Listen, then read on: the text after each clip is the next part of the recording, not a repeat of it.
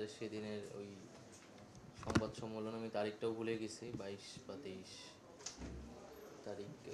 এবং ওই সংবাদ সম্মেলনটা অনেক আসলে গুরুত্বপূর্ণ ছিল। এবং আপনারা তখনকার সিচুয়েশন আপনাদেরও মনে আছে যে কারফিউ চলতেছিল, ইন্টারনেটও ছিল না। এবং তখন হচ্ছে আমাদের অনেক সমন্বয়কদেরকে সন্ধানও পাওয়া যায়নি সেই সময়। আসিফ মাহমুদ, বাকের মজুমদার, আব্দুল কাদের, রিফাত হোসেন, তাদের কারোরই সন্ধান আমরা পাচ্ছিলাম না। আর আমি মাত্র মানে হাসপাতালে আহত অবস্থায় ভর্তি আছি। তো এরকম একটা অবস্থায় সরকার প্রজ্ঞাপন জারি করলো কোটা সংস্কারের। এবং তখন হচ্ছে আন্দোলনকারীদের পক্ষ থেকে আমাদের একটা অবস্থান জানানোর কথা আসছে। এবং ওই সংবাদ সম্মেলনটা কিন্তু গোয়েন্দা সংস্থার একটা এঙ্গেজমেন্ট ছিল।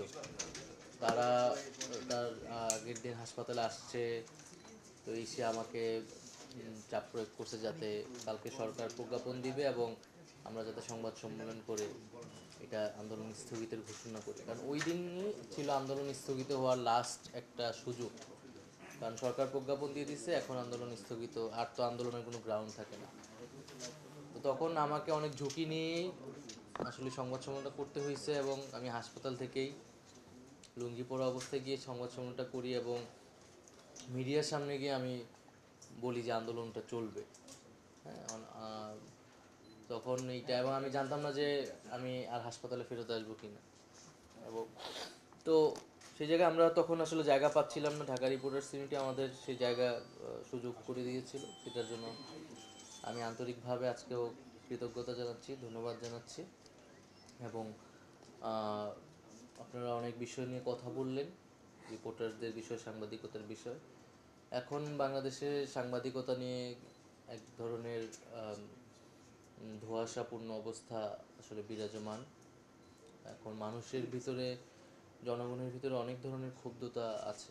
মানুষ গত 15 বছরে এক ধরনের সাংবাদিকতা দেখেছে। নিশ্চয়ই আপনাদের মধ্যে যারা আছেন নিরপেক্ষভাবে কাজ করেছেন, গণতন্ত্রের পক্ষে কাজ করার চেষ্টা করেছেন। কিন্তু ওভারঅল বাংলাদেশের যেই সাংবাদিকতা মানুষ দেখেছে আসলে, যে মানে মানুষ তো টিভিতে দেখে মানুষ টিভি দেখা বন্ধ করে দিয়েছে, নিউজ দেখা বন্ধ করে দিয়েছে, টক শো দেখা বন্ধ করে দিয়েছে। কারণ মানুষের কাছে খুব ক্লিয়ার যে আসলে কি বলা হবে এখানে। মানুষ আগেই অনুমান করতে পারছে এই নিউজে কি বলা হবে, এই টক শোতে কি বলা হবে। তো ন্যূনতম যে গণতান্ত্রিকতা রাখতে হয় সেইটাও আসলে সেভাবে ছিল।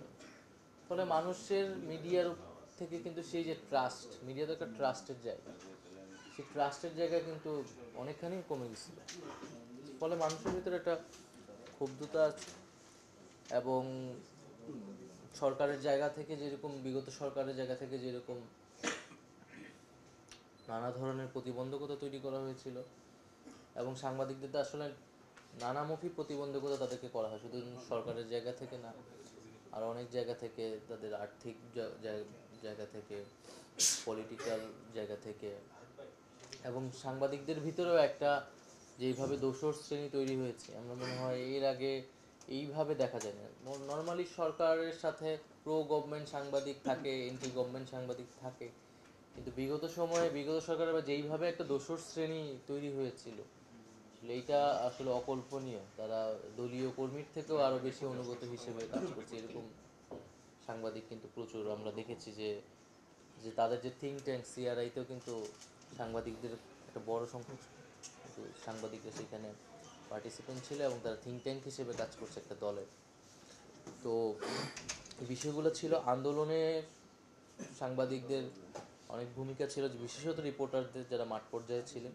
হয়তো আপনাদের অনেক ফুটেজ বা অনেক বক্তব্য হয়তো প্রচার করা হয়নি শেষ পর্যন্ত, কিন্তু আপনারা চেষ্টা করেছেন। এবং দেখা যায় যেহেতু একটা আন্দোলন হয়েছে, আন্দোলন ছিল, মানুষের ভিতরে অনেক উত্তেজনা, সেই জায়গা থেকে হয়তো আন্দোলনকারীদের সাথে আপনাদের অনেক ধরনের ভুল বোঝাবুঝি হয়েছে, আমরা এগুলো বিভিন্ন সময় শুনেছি। তো সেটার জন্য আমি এই ধরনের ঘটনার জন্য দুঃখ প্রকাশ করব। যদি আন্দোলনের যারা, কারণ হয়তো টেলিভিশনে জিনিসটা প্রচার হয় নাই, টেলিভিশনে এটা নেগেটিভভাবে প্রচার হয়েছে, কিন্তু মাঠ পর্যায়ে হয়তো রিপোর্টার্সদের প্রতি মানে স্টুডেন্টদের বা জনগণের একটা ক্ষোভ তৈরি হয়েছে।